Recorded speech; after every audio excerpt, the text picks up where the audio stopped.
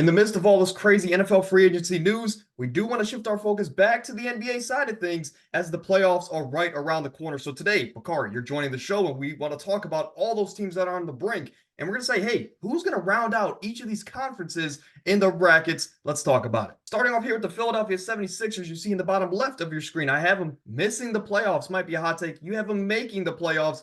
Currently, they're 36 and 28. And as you see in the middle of your screen, the strength of schedule, they have the 16th easiest strength of schedule left. Kari, why do you have them making the playoffs despite maybe not having their best player the rest of the way? Yeah, so Philly was a team that I thought about. I guess if they're out of the teams that are currently in the playoff picture, this was definitely the easiest to fall out, in my opinion. I actually thought about having the Chicago Bulls, who have been playing a little bit better as of recently, in the mix for this Philadelphia team. But I'm giving Philadelphia a chance because I don't know if Joel Embiid is going to be out the entire season, and I think that's the only reason why I still have them in. I think I had them as we'll get to that later, but I had them in because I never want to give up on a team that has a top three player in the league, regardless if he's if he comes back a little bit later in the season or if he's going to come back sooner rather than later. We don't know that information yet. I know Tyrese Maxey has been out for a little while, but I'm still going to give Philly a chance. As I think if they can get the 7 seed, I think they can win a play-in game. I'm sorry. I think we could both agree that they're going to be a play-in team, which means that they would, of course, be 7 or through 10. But as you see in the top left of your screen, currently they are avoiding that. They are the number 6 seed as of Tuesday morning. What is it, March 12th? So the Sixers, what I said 2 weeks ago, Bakari, when I did my predictions for the rest of the season, my prediction was this simple. I think Joel Embiid is going to come back if this team is going to be in a position to compete for the playoffs. I think if this team ends up as a play-in team, Joel Embiid's just probably going to sit out the rest of the year because I'm coming off an injury. I'm not going to be 100%, and then I got to go jump right into playoff basketball against probably the Boston Celtics in the first round. I don't think he would want to do that. Not to slight, of course, Joel Embiid. It's just with his medical history, he'd probably want to sit that one out. But let's say this team gets hot. Let's say if they start winning some games. I think they're only 1 or 2 wins away from passing the Magic, which are currently the 4 or 5 seed. So who knows if they're a top 4 seed? I think Joel Embiid comes back this season, Bakari. And if that is the case, of course, we both want to see them in the postseason, regardless if Joel Embiid is 25, 50, 75%, or of course more. Joel Embiid is that special of a player. But for the reason that Joel Embiid is out, this team has been up and down. They've been a different team, rightfully so, when you have the runaway MVP get hurt in the middle of the season, and then you got to adjust. And then they brought in new pieces like Buddy Hield and so on and so forth. I just think Tyrese Maxey's had a great season. It's just not in their cards anymore to make the playoffs. And I think in a one-game scenario, DeMar DeRozan might get the best of them, not to spoil things. But I think that's why I think they're going to be in the play-in, and they're probably going to get bounced here, maybe by 1 or 2 teams in that play-in. But any additional thoughts about the Sixers here heading into the second half of the season? Do you think Joel Embiid comes back? I guess just throw out a prediction here. Do you think he comes back here in 2024? I think Joel Embiid, if I had to lean one way or another, I think he would come back. I think he'd come back solely because he feels like the narrative around him is this happens every year, and he like you said, he was the runaway MVP. He's not the entire reason, but one of those reasons that the NBA PA rule was put in Yeah, yeah. is because of him. So he Joel missed Embiid. 65 games. Yeah. And I mean, we just saw even the Cavs. Donovan Mitchell was no longer, in contention to be All NBA. But those rules were put in place this year, to stop the guys from taking unnecessary games off. And not to say that Joel Embiid was taking unnecessary games off before, but because now he has a legitimate injury. But I think he would come back because, like I said, this happens every year to him. It seems like it feels like by the time the playoff starts, he's not even at 60% half the time. He Yeah. just ends up, barely making it there. So I think he'll come back. Yeah, if it wasn't the Joel Embiid rule, it's the Kawhi Leonard rule. We're going to say maybe that's our Jordan LeBron debate for as far as why that rule was created. But as you see, Bakari has them making the playoffs. If you stay to the end of the video, we're going to talk about where we have them seated here in the Eastern Conference, and of course, we're going to talk about the Western Conference as well. So stay tuned. And talking about a team, and as of right now, again, Bakari, this might sound crazy, and I think this is a washed up stat. To no shade of these offenses nowadays, but every single year we get this new title for a team. But as of right now, the Pacers are the greatest offense of all time per efficiency numbers. And hey, I mean, they're 36-29. Rick Carlisle has them playing their best basketball in a long time, maybe since the Paul George, I can't think of his name, Roy Hibbert, and of course Lance Stevenson era, George Hill and those boys, right? Maybe it's their best basketball since that point. But right now, 36-29, they do have a top 10 hardest schedule left. So that is why it's kind of a, I think they're going to end up being a play-in team. Maybe if they're the 7th seed, right? And they only need to win one game out of 2 to make the playoffs. But I think given their schedule, they have a lot of hard games coming up through the last 20 or so games of the year. And that might make some things interesting, especially because since Tyrese Halliburton hasn't been that all NBA guard since his injury. Of course, he's still been good. Don't get me wrong, but he just hasn't been what he was the first half of the year before that, of course, play-in tournament, which seems like forever ago. It seems like last year, to be honest with you, with the play-in tournament. But to me, I do have them still making the playoffs, but I want to go to you first. Why do you have them making the playoffs despite, kind of looks dim right now in Indiana? Yeah, I think this Pacers team has more talent than Philly. They have more talent than Chicago, and I think like Atlanta and Brooklyn are also in there. So when you take that Yeah. into consideration, like all the potential play-in teams, I think the Pacers are far and away better than all those teams mentioned. Like you mentioned, Tyrese Halliburton, he hasn't been playing all NBA level. He's been playing, like you said, good, but just not the 26-11 type of No guy he was turnovers. before. But luckily, they traded for Pascal Siakam, so they have the ability to make up for it in other ways. Ben Mathurin is out for the rest of the season, so that may prove to be a little bit of a struggle for them going through the rest of the way. A proven player, or as well as he was playing this season. But the Pacers, I think when you take into account their offensive efficiency, like you said, this team has all the talent to make the playoffs, and I believe that they will make it. Yeah, absolutely. And you touched on it there with Ben Mathurin. I was going to circle back to that.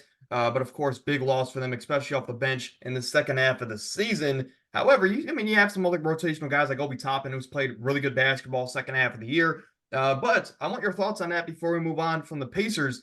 Pascal Siakam, Tyrese Halliburton. Why have they not meshed at least as well as we thought they could have on the court? Do you think it's just this adjustment period, or a period, excuse me? Or do you think it's their play styles might just not match, at least not at the highest degree that we think they could to win at a high level? I think it's that the play styles might not match, at least not at the highest degree. And you could say that it's a little bit of that mesh period too. Maybe we haven't seen the best of what they could be, but at the same time, I don't know if we're going to get like a top 3 to 5 duo in the league out of those two. And when I look at it, it's probably more so just the play style of the two. Yeah, Tyrese is a little bit more fast paced, up and down the floor. He's looking to make plays for his teammates and himself whenever he can. Pascal, he's coming from that Toronto Raptors system, that Nick Nurse system. that 10 spin They in a row system, yeah, yeah, tornado piece they're coming system. down. They're coming down. They're using all 24 seconds of that shot clock to for their best player to get a shot off, and that's what Pascal is coming was coming from. Now you bring them in a system where they're getting up and down the court. In the offense is just really free flowing. So it's going to take a little bit of time, but like I said, I think it's just the differences of play style. So. Yeah. But if you're still listening at this point, of course, I'm stuttering all over the place, but stick with me. I do want to throw it out there. If you're still here, drop a like, subscribe to the channel on the road to 15,000 subscribers. Of course, if you're still here, you enjoy a little bit, so support us if you make it through the video, right? But the Miami Heat, 35-29. They just lost a crucial game, I think, the other night to the Oklahoma City Thunder, where they didn't really look the greatest. However, they have the second easiest schedule the remainder of the way, Bakari. They are currently the 8th seed in the Eastern Conference, and we both have them making the playoffs. Of course, last year, me and you, we were doing this exact podcast the last year, give or take a couple weeks, but we were like, hey, the Heat, they're going to be a fun playing team. They might make it out to play in, and they might compete in the first round, make it tough on the Celtics or the Milwaukee Bucks, who at the time were the 1 seed. However, we didn't know that in a couple weeks they were going to go on to have maybe the greatest individual team postseason run of all time. Of course, they didn't come away with the gold. They didn't win the Larry O'Brien, but as an 8 seed to take down the 1 seed, then you take down the Knicks, then you take down the Boston Celtics, and then you almost take down the Denver Nuggets. They had a legendary postseason run. Do you think they can do it again here in 2024? Because we both have them making the playoffs. Yeah, we both have them making the playoffs. Yeah, how I'm going to do the same thing I did last year, I'm not sure, especially after what happened. I don't necessarily see them going all the way back to the finals this year. It depending on who they play, anything's possible when you play the Cavs in the first round. Obviously, Right, they right. might sweep us. Who knows? But if they play, I don't see them. Yeah, okay, it'll sound crazy. I feel like they might have a slim chance against the I Milwaukee agree. Bucks this year. But if they came down to the Celtics, no, I do not see them getting out that first round Yeah. and making a miracle run like they did last year. I can see them, being a tough out, but not as far, I don't see them advancing far into the playoffs this year. It seems like every other year this team is just super dominant and they make it really far in the playoffs. Bubble year made it to the finals. The next year, first round exits and they got swept. The next year, of course, they made it to they make it to the Eastern Conference Finals. Then they make it to the finals. Maybe it's not every other year, but you get the picture. It's either they're boom or bust, quite literally. Yeah. And I think they're going to bust this year. Pause. I think in the first round, like you mentioned there, if they match up with a team like the Cavs, as long as the lights are not too bright for Jared Allen, I think we should be able to win that series. Maybe it's like you said, a tough 6, 7 games. But I think the Heat might not be. It might not be in their cards this year to make it to back to the NBA Finals or the Eastern Conference Finals. But we say that every year, and this team again, year after year continues to prove us wrong. So we can never count them out. But I think as of right now, I think they need to lock in the second half of the year because when you have the second easiest schedule left, this team could find themselves as a 4 seed because I think the Magic only have 38 wins. So if they lose some games, the Heat go on a really hot streak. They could be a team with home court advantage the second half or going into the postseason rather. But then we talk about the Chicago Bulls. This year, it seems like the storylines for this team have been more so off the court than on the court, especially with a guy like Zach LaVine early in the season. But he's out. We don't have to worry about Zach LaVine anymore. Next year, he's going to be wearing different colors for a different team. But the Chicago Bulls, since that point, have played really good basketball. I think they started off the year terrible, like bottom of the Eastern Conference there with the Pistons, bad, right? But then they've turned it around, and Vucevic has played better basketball. DeMar DeRozan has played his level of basketball that he has since he's been in Chicago. But the biggest story this year, Bakari, and of course, I know you were probably going to touch on it, but Kobe White. Kobe White's having a resurgent year at 26 years old, 27 years old, whatever he is. He's just now finding his groove, and he's playing his best career basketball. I just think that this team screams playing team like they have in this entire era of DeMar DeRozan. And if they get into a play-in situation, DeMar DeRozan's good to win you one game like he did last year. He's good to win you one game. And I think in a one-game scenario, I'm taking DeMar DeRozan over Tyrese Maxey, and that is just playoff experience. And even though DeMar DeRozan doesn't, he never won anything significant, I think I would take the Bulls in a one-game scenario over the 76ers. But your thoughts here about the team that still has a below 500 record? Yeah, everything you just mentioned is spot on. Zach LaVine, he's been probably the biggest talk of Chicago. Probably it seems like he's been trying to get traded for like the last 2 years. Obviously, he opts to have that surgery, and we know that the Zach LaVine era is over. I think Vooch has been playing a little bit better, but I think that they're also going to move off of him this offseason as well, and they're really going to give the keys to Kobe White. And DeMar is older, but they'll either make that decision this season, this upcoming offseason. Hey, we want to compete with the team we have and get some other pieces for Zach LaVine and Nikola Vucevic, or we want to rebuild. But like you mentioned, this year they have been playing a lot better. Seems like probably since the new year started, since Yeah. 2024, it seems like they've been playing a lot better. Kobe White has been lights out. DeMar has, I think he's just coming off of a Player of the Week.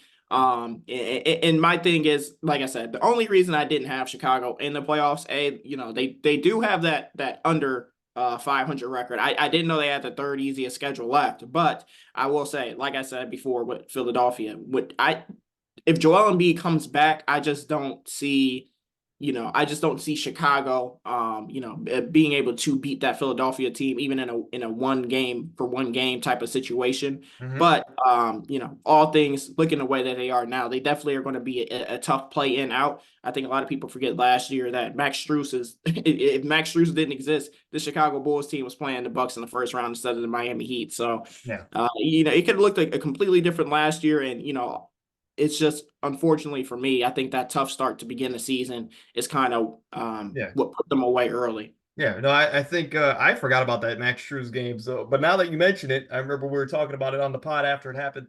Max Strus is good for those good 1 out of 20 games, right? He's going to come out and shoot 100% from the field like he just did for our Cavaliers. Shout out to him, he won us the game. But I'm If sad, he's ever going to play again, that is. right? But again, you mentioned the third easiest schedule there. I was going to bring that into my argument, but this team just lost by like 40 to the Mavericks last night. I can't. Now, the Mavericks are a team that I've been saying are my dark horse all season, but the Chicago Bulls, when you're down by 40 to a team that might not even make the Western Conference playoffs, you can't really make an argument. It's hard to make a legitimate argument for them to be a playoff team. But the Chicago Bulls, again, like I said, DeMar DeRozan's good for one, but I understand the argument, and I would rather see the Sixers in the playoffs if Joel Embiid comes back. Moving over to the Atlanta Hawks, I think they are they're on the break. I think they're the number 10 seed at the moment. Yep, they're 29 and 35, way below 500. This is a team that has the seventh hardest schedule remaining, and of course, we both have them missing the playoffs. This is a team that's just battled injuries all season, and it's just the classic Atlanta Hawks story where they're just mediocre. They cannot find a way to get over the hump. They talked about trading DeJounte Murray. There was multiple reports that said, "Oh, he's guaranteed, he's gone at the trade deadline," but then he's still an Atlanta Hawk. I guess the biggest thing here we could say is that they have Jalen Johnson, but when it comes to the postseason, it's time, like we mentioned for other teams, it's time to blow it up. It's time to move on, and I just don't want to see this rendition of the Hawks past this year. But your thoughts about the Atlanta Hawks and why do you think Trae Young is the greatest point guard of all time? Oh man, the list would be too long to listen on the podcast. But obviously when you lose Trae Young, right after All-Star break or right before, and then you lose Sadiq Bey, torn ACL rest of the season. I think it was just a few days ago. Unfortunate. They weren't going to go anywhere before the Sadiq Bey injury, but now you're really not. It's crazy. DeJounte had, I think, 41 points the other night, I believe, and the team scored 99 or 91. It was something crazy. So that shows you where the state of this Hawks team is. And, if the thing for Trae Young, the reason for getting Nate McMillan out of there was because of the mediocrity and just not, taking that next level as a coach, then I'm not sure what it is with Quinn Snyder, because it's the same exact He thing brings defense. between, yeah, I wouldn't be able to tell you that. But this Hawks team, this is a Hawks team that has a lot of stuff to figure out. You have to move on from someone or multiple pieces in order to go a clear direction, and I think that's what Hawks fans want to see. Obviously, at their best a couple of years ago they were a fun team to watch, but now it's just kind of like, oh, Hawks game is on, cool, Yeah. they're not doing anything. Yeah, I'm So not watching it. yeah. I mean, not only do I want to see like a big blow up this offseason, but like I think it's to the point where you either keep Trae Young or DeJounte Murray and Jalen Johnson, and you move everybody else. Bogdanovich, get rid of Clint Capella, Double O, finally give him a chance to be something, not just a backup in this league. But I think it's finally time wash our hands with the situation. The last team here, and they're only here for the simple reason that all they have to do is make the 10 seed. All they have to do is pass the Atlanta Hawks. And right now, the Brooklyn Nets are 26 and 39. They have the 10th easiest schedule, so they have a way easier schedule than the Atlanta Hawks. And the Hawks are battling injuries. So if the Nets can win a couple games here in a row and the Hawks lose a couple, of course, they would make the play in, and then anything's possible. However, that doesn't change anything from our opinions. They're going to miss the playoffs. And Bakari, I want your opinion, of course, about Cam Johnson or Cam Thomas, Cam Jordan, Cam Bryant. What are your thoughts about the greatest player to ever play the Cavaliers? Yeah, yeah, that's exactly what I was going to say. I said, I said it the other night. I was like, Cam Thomas, he's the best player ever whenever the Cavs step foot on the court. But I think this Nets team is another team that just doesn't have a clear sense of direction. You have Mikal Bridges, you have Cam Jordan, Cam Bryant, you have Nick Claxton. You have a few pieces. You trade for Dennis Schroeder. You didn't really need to. I get it, to ship other players out, but Dorian Finney-Smith. I mean, you have a team full of just like, okay, go out there and play, guys. You don't have the star, Right. obviously, and it's not like you have a young star that you're trying to develop and take those next steps. So I think for this Nets team, it'd be more beneficial for them if they miss the playoffs, keep a better lottery pick. But obviously, like you said, they just probably like if it came down to them winning 10 games and the Hawks winning 7, they're in. And like you said, anything's possible. But I think this is a Nets team that's just this coasting through the season, pretty much. Yeah. Just like, hey, we're gonna go out there and play, and we don't know if we're gonna win or lose, but hey, we have a game tomorrow, so we also got to go out there and play again. And I think that's where they are. Obviously, getting rid of Jack Vaughn middle of the season I didn't get was that at all. yeah, I don't know. But I'm also not a dedicated Nets fan that's sitting there watching every move. So maybe there's some stuff behind the scenes. But Absolutely. That is the Eastern Conference. Of course, we're going to move over to the West, but keep these in mind because at the end of the video, we're going to circle back around and we're going to talk about who makes the playoffs and what seed they have going into to the postseason, of course. But kicking off here with, again, we know it was a kind of relatively easy one with the Nets. This is probably a relatively easy one with the New Orleans Pelicans. However, this 5 through 10 in the Western Conference is so tight and it's so competitive. There's so much star power that, hey, it's a conversation. This team is 39-25. They're not in that top 4 teams of the Clippers, Nuggets, of course, Thunder and Timberwolves. So I wanted to include them here in today's video. They do have the 8th hardest schedule left. However, we both have them making the playoffs. I think this is a team that goes under the radar. And I want your opinion on that, Bakari. Do you think it's just because we haven't seen that postseason success that we're not like, hey, this team is 40-25, and they have the star talent, they have the surrounding pieces. Why do you think, in your opinion, this team is not getting the recognition maybe they deserve? I think it has something to do with, I feel like at different points throughout the season, Zion was hurt, Brandon Ingram was hurt, CJ was hurt I know at the beginning of the season for an extended period of time. And I feel like this is just a team that has knickknacks every now and then. So you never consistently hear about the same player. It's always, oh, Zion had a good game or a good stretch of games. Oh, Brandon Ingram had a good stretch of games, and CJ had a good stretch of games. I didn't even know he was playing. I thought he was hurt. And not to discredit any of those guys like that I just mentioned, but I think this is a Pelicans team that's they've been winning. They've been doing what I think a lot of people have expected them to do when they have a fully healthy Zion for a season. And I think that the next step for this team to get that recognition is that playoff success or that late season success. Everybody remembers when they made the playoffs a couple of years ago when Zion didn't play and they almost beat the Phoenix Suns in the first round with just a scrappy team. And Brandon Ingram really looked like he was really up next, like he was supposed to be. And all you were saying is, oh man, if we had Zion, if we just had the superstar player we drafted, this team takes that next step. And it's been a couple of years since then. They finally have that fully healthy Zion. Albeit is he as dominant as people were expecting with this team? Maybe not, but he's still He's not great Xanos. in the regular season. So I think the next step for this Pelicans team is taking that next step in the postseason. Absolutely.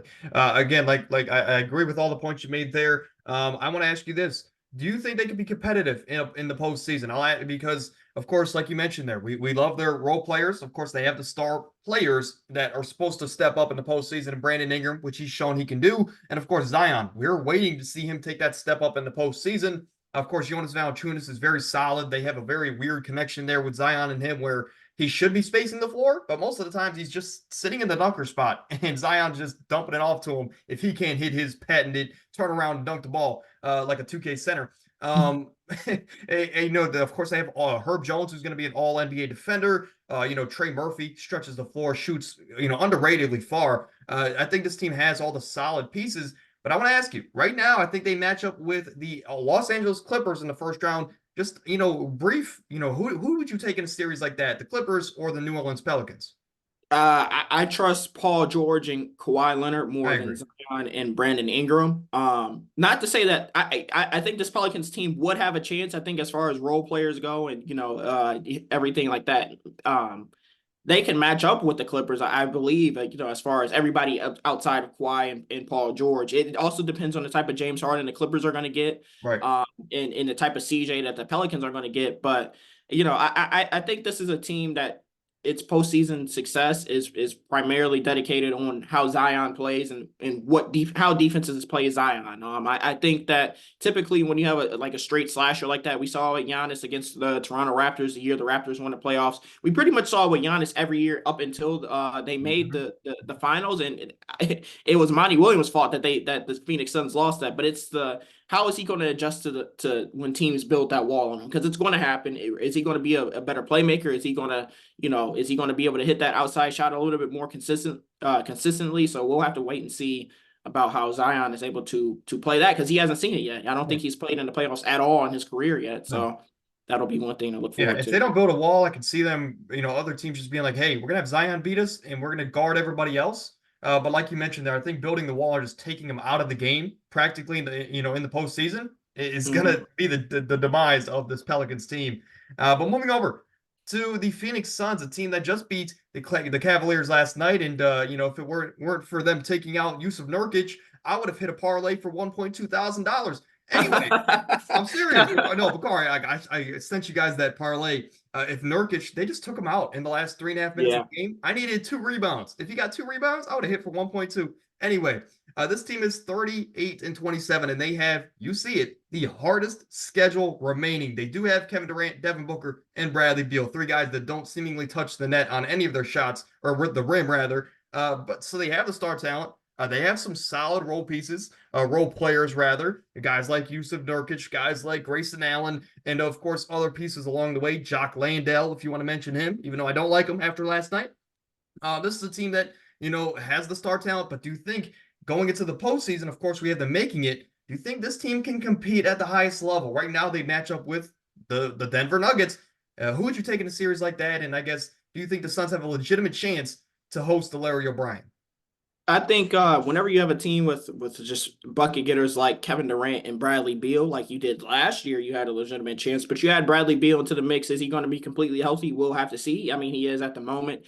But I think that this Phoenix Suns team, regardless of how their up and down season goes, obviously they're 11 games over 500 right now. I think they're always going to have a legitimate shot at winning the championship. Obviously, you have Kevin Durant. He's an all-time bucket getter. You have Devin Booker. He's a new generation all-time bucket getter. That's all he does. Bradley Beal. That's all he did in Washington. And when you add that into the fact that Grayson Allen, I think, is the best three-point shooter in the league right now. Yeah.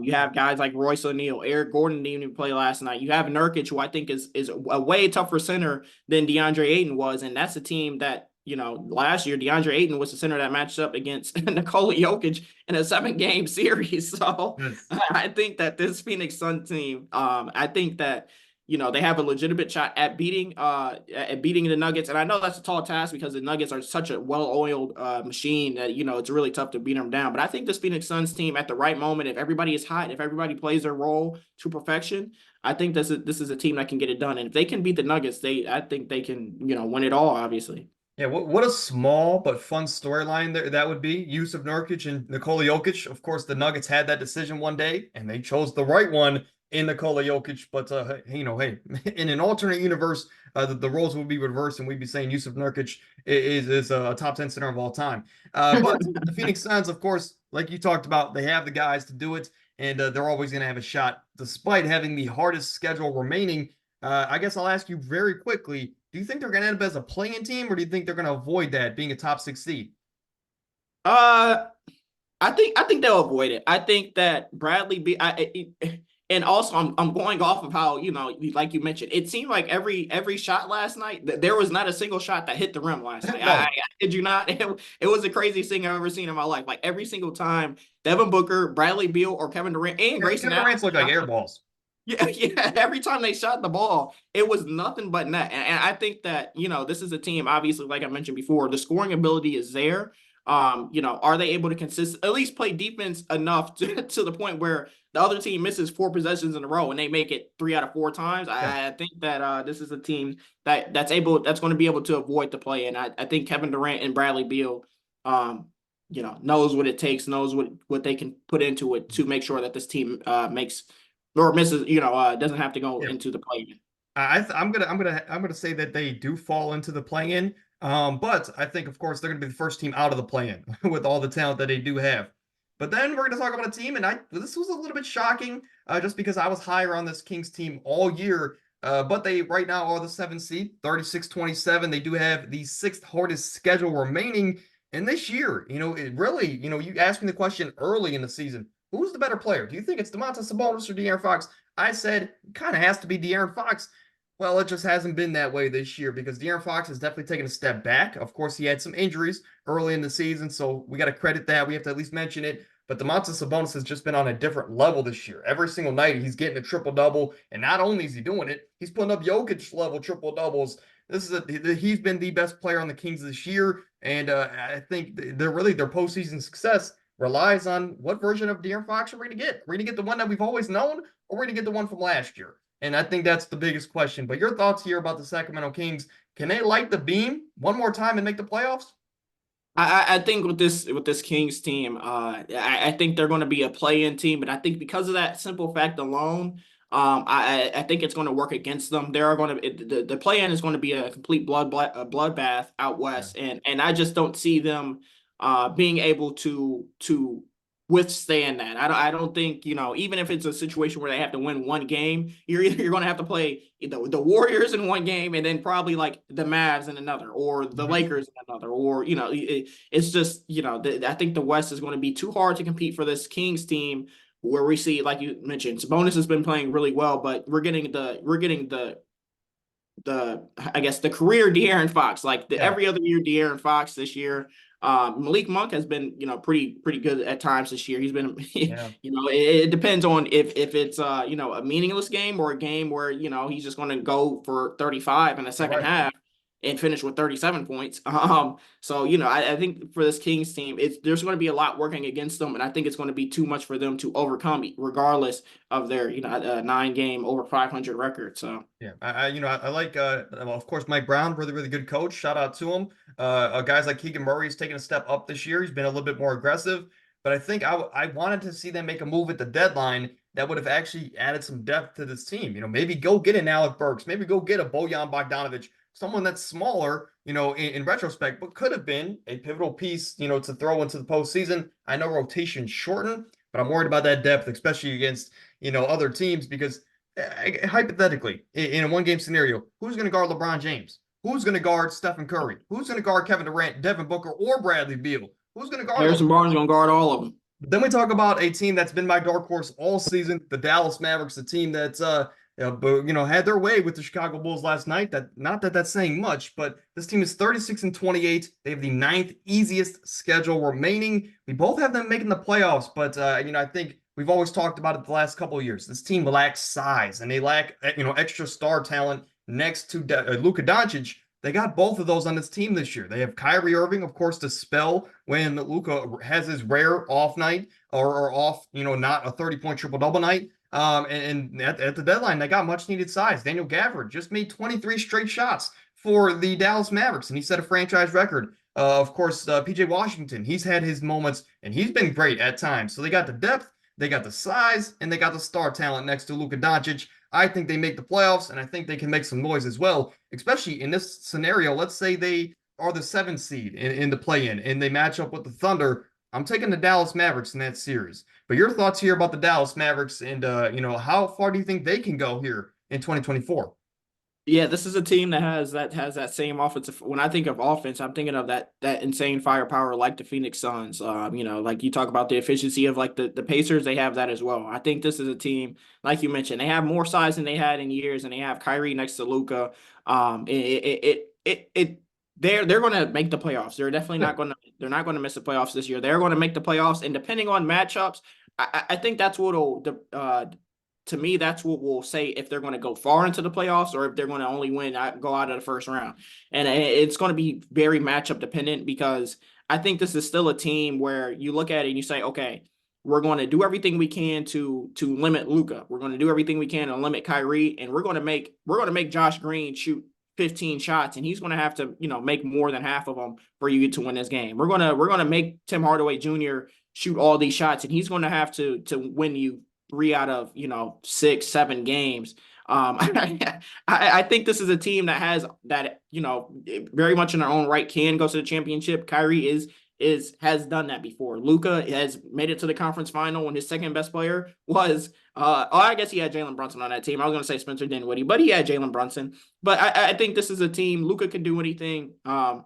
Try not to meet right there. Yeah. Kyrie can work very well next to Luka. Like you said, he can take the ball and do what he has to do when Luka is having his off nights. To me, my worry is on the defensive side of the ball. And are their role players going to be able to consistently make those open corner threes or open wing threes when they absolutely have to, when all the attention is drawn onto Kyrie and Luka in the playoffs in a tightly contested defensive game? And I'm still not sure on that aspect of this team. Yeah, no, Tim Hardaway, Bakari, to be honest, I like this team a lot. And that dude is more frustrating than Kevin Love when he was with the Cavaliers. I don't like Tim Hardaway, man. This dude is just one night, again, he shows up one every 10 games, it feels like. But that one game, he's gonna put up 30 points and miss Yeah. one three-pointer. But if he, the nenext 9 games, it's worse than Kevin Love, I think. This dude just disappears. He's 1 of 8, taking egregious shots from 35 feet. It's just like he tries to be. It's like he's like that fourth person on a 2K rec team that's just trying to take over, Yeah. and it just doesn't work that way. Didn't he have 41 with Kyrie one night, like a Yeah. month or two ago? Well, that's the duality of Tim Hardaway Jr., folks. 41 with Kyrie, and then off the planet of the Earth for the next month. So, Oh hey, man. But then we talk about probably everybody's favorite team, maybe a big reason why you clicked on today's video. The 9 seed, the Los Angeles Lakers. They are 36-30. Like I said, this Western Conference is packed this year. They have so many teams that have, 5 or 6 games above 500, which I guess is not saying much, but at this point in the season, when you got 20 games left, I think that shows how talented this Western Conference is. But the Lakers have the 19th easiest schedule left, if you even want to say easiest. I guess you could say 11th hardest. Regardless, they have LeBron James. They have Anthony Davis, even though those two, Anthony Davis, Bakari, has actually played the most games as a Laker in his career so far this season. So shout out to Anthony Davis and LeBron James. LeBron James has been injured as of late, but this team is still winning ball games. Of course, your dude, one of your favorite players of all time, just had a majestic performance. And maybe dive into that game. Talk about one of your favorite players, and of course, how far do you think this Lakers team can go with Pocket Hamlin or Pocket Ham? I think this Lakers team, this is a team that they're inconsistent, but their best is I think at their best, this team can compete with any team in the league outside of the Nuggets. We know the Nuggets are their kryptonite for whatever reason, and Right? that reason has to do with Nikola Jokic on Anthony Davis. But I think in the way that they're playing, as of late, like you mentioned, LeBron has been hurt. I think when LeBron is out, and I feel like this argument can be made with pretty much every LeBron James led team outside of first 2018. Cleveland and Miami. It seems like sometimes the teams play a little bit better when he's off the floor, and when I will say the role players play a little bit better when he's off the floor. And I think that has a lot to do with they're not thinking as much as where they have to be when LeBron has the ball, where they have to be, in certain movements. They could kind of just play naturally Yeah, and they're just freely. playing. Yeah, and part of that has to also do with a lot of times they're underdogs when LeBron isn't playing. So you say, oh, well, LeBron's not playing. The teams aren't going to play up on us as much because we do this when LeBron's playing. Now you have guys like D'Angelo Russell, who you mentioned has been one of my favorite players since he was drafted. Couldn't tell you why. I just like the way D'Lo plays. I like those kind of smooth type of players. He goes for 41 against the Milwaukee Bucks, and it almost seems like effortlessly. You give him the Yeah. ball. You say here, D'Angelo Russell, we want you to have the ball into the game, and he does exactly what he has to do. He finds his spot and he makes the teardrop, and then they come back on defense and stop Damian Lillard in that final possession. But like I mentioned, even with LeBron James, he's obviously still a top player in this league, even though he's the same age as my grandfather. No, I'm kidding, folks. I think this Lakers team, like I mentioned before, they have what it takes. Anthony Davis is, they have a top duo in the league, LeBron James and Anthony Davis. And I think the sample size for D'Angelo Russell, I think it was over like his last 23 games. He's averaging like 22 points a game on very good shooting, I believe. I think, if you can add D'Lo to that mix, Rui to that mix, this is a team that, can only be stopped about how they play against Yeah. people. Yeah. And the crazy thing is about LeBron's longevity is you were a couple months old. When's the NBA draft? Like in May, June, July, August? One of those. June, I believe. June. Okay, so June. So I was like 2, 3 months old when this dude started his NBA career. And I'm 21 years old now. I can drink, and this dude is still dominating at the highest level. So LeBron's longevity, of course, I never mentioned it. Shout out to him for 40,000 points. First ever person to ever do that to touch a basketball. So shout out to him. But like you mentioned there, I think, one of the underrated things that I guess goes under the radar, but D'Lo's added that like catch, like he has his hands up, like by his Yeah. head, and when he catches the ball, it just goes. It's not like there's a wind up. It's kind of like Klay Thompson back in the day, where it's just he catches it, no matter where he catches it, it's going up and it's going off, or he's getting the ball out of his hands and near seconds. But D'Lo, of course, has been playing really good basketball. This team has the depth, like you mentioned. They just need the coach to make some adjustments, and I think this team can He's do not going to do right that. back. I'm sorry. Darvin Ham is trash. There might be a coach worse than JB Bickerstaff, and I think I was just coached about some to Los say it'll be a Angeles coach Lakers. off between Darvin Ham and JB to see which one is better. That game's going to It'll be end closer than a 60. lot of people think too. That game's going to end 62-60. Moving over to the last team in the Western Conference, and it is the Golden State Warriors, 34-30. They recently were ahead of the Los Angeles Lakers, believe it or not, but they have the fifth easiest schedule remaining. They just beat of course, they just beat the San Antonio Spurs last night, and they have the fifth easiest schedule remaining. Curry's been out, but they got a win last night, much needed, and now they go into this postseason run. Of course, we think that they're going to make the play-in, but Bakari, do you think they can have any success? I know we have them missing, but do you think they can even win a play-in game or two, or I guess what do you think is going to hold them back from making a playoff run? Uh, well, it depends on where Steph is at coming to play in. Obviously he tweaked his ankle, so we'll have to see with that, and how long he's going to be out, because that'll depend on how healthy he is. And then two, they're probably going to be at that 9th or 10th spot, and you're either going to have to play Dallas in LA, or like who was the 7th seed? Last year?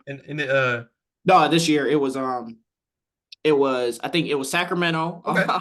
Sacramento, and you're gonna have to play like a full mesh of teams, and you're gonna have to play them you're gonna have to win 2 games just to get into that final spot, or that depending on how that goes. And I just don't think the way this Warriors team is playing, or I'm sorry, the way this Warriors team is roster wise this year, they're gonna make it. And Yeah. I was making this point the other day. I don't remember if I was making it to you or Amir. I think I was saying the thing about LeBron James and Steph Curry and like these generational talents is, if they age like fine wine and they're still playing good in their older years, they're never going to be bad enough to be a lottery team, like a Right. first or second pick. But you might not be good enough every year to fully make the I know. playoffs. You're just gonna, your ceiling might be a play-in team, and that is due to the greatness of like LeBron James or Steph Curry. And I think that's where this Warriors team is this year. And I know up until Steph got hurt, that was like one of their first games being fully healthy since November. But I think they're just too up and down this year. Obviously, they're 34-30.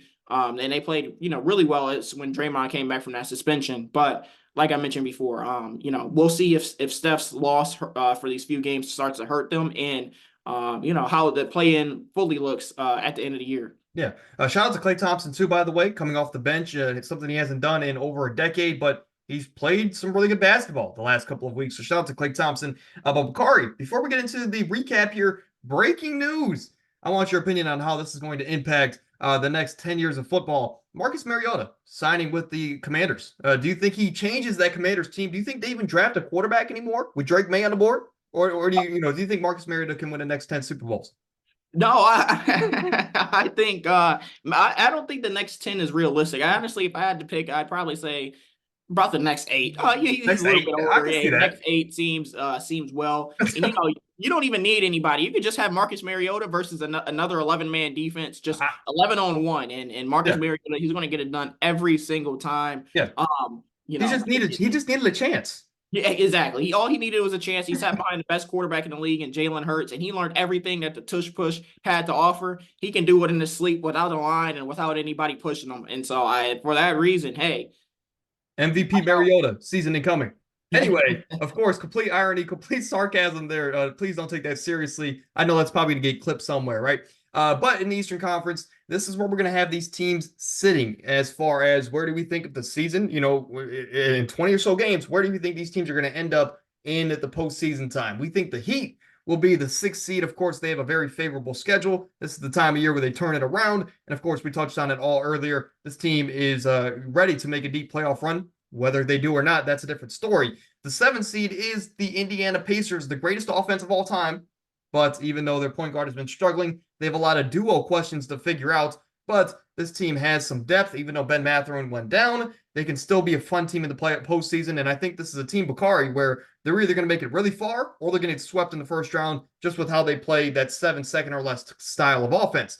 But this is where the difference happened in the Eastern Conference for us. The Chicago Bulls, I had them making it. You had the Philadelphia 76ers making it. And I think if these four are the playing teams, I think what it comes down to me is, I think in a one-game scenario, the Bulls and the Sixers, if they match up, I think I'm going to take the Chicago Bulls in a game over the Philadelphia 76ers, and that's really what it came down to, and that's why, to me, they're an 8 seed. But you had the Sixers. Your overall thoughts here about the Eastern Conference heading into the postseason? Yeah, the Eastern Conference, it obviously isn't as tough. The play-in isn't as tough as the Western Conference is, but these are still some, pretty decent teams. These are teams that hang around and kind of, these are those teams you don't want to take nights off against. That's not the best way I'll put it. Yeah.